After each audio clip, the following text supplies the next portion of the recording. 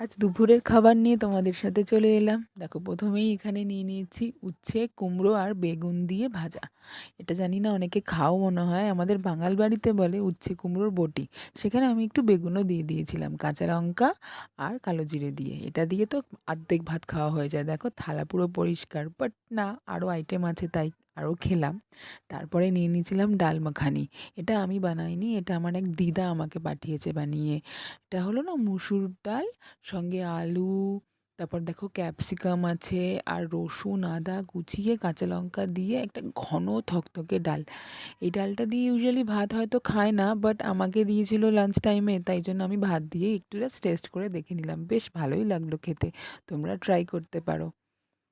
দেখো, আর সঙ্গে আমি একটু আলু ভাজা আর ঢ্যাঁড়স ভাজা নিয়ে নিয়েছিলাম। অ্যাকচুয়ালি আমি না খুব একটা ডাল পছন্দ করি না, বাট তাও আমি একটু খেলাম, যেহেতু পাঠিয়েছে দিদা, দিদাকে ফিডব্যাক তো দিতে হবে কেমন হয়েছে। আর সঙ্গে একটু ভাজা নিয়েছিলাম, ভাজাটা একটু পুড়ে গেছিলো রান্না করতে গিয়ে। যাই হোক, অল্প একটু টেস্ট করে খেয়ে নিলাম। তারপরে হলো যেটার জন্য লাঞ্চ করতে বসা আজকে আমার, সেটা হলো ভোলা মাছের সর্ষে বাটা। ওফ, অথেন্টিক! আমার সর্ষে দিয়ে যে কোনো খাবারই খুব ভালো লাগে, লাইক সর্ষে চিকেন, তারপরে কই মাছ দিয়ে সর্ষে, তারপরে তেলাপিয়া মাছ দিয়ে সর্ষে, আর এটা ছিল ভোলা মাছ দিয়ে সর্ষে। টমেটো দিয়ে, ধনেপাতা দিয়ে, কালো জিরে ফোড়ন দিয়ে এই সর্ষে বাটা খেতে অনবদ্য লাগে, তাই না?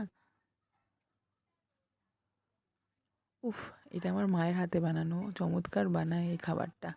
তাই ঝটপট করে খেয়ে নিলাম। ভালো লাগলে তোমরা কমেন্ট করো এরকম ভিডিও আরও দেখার জন্য।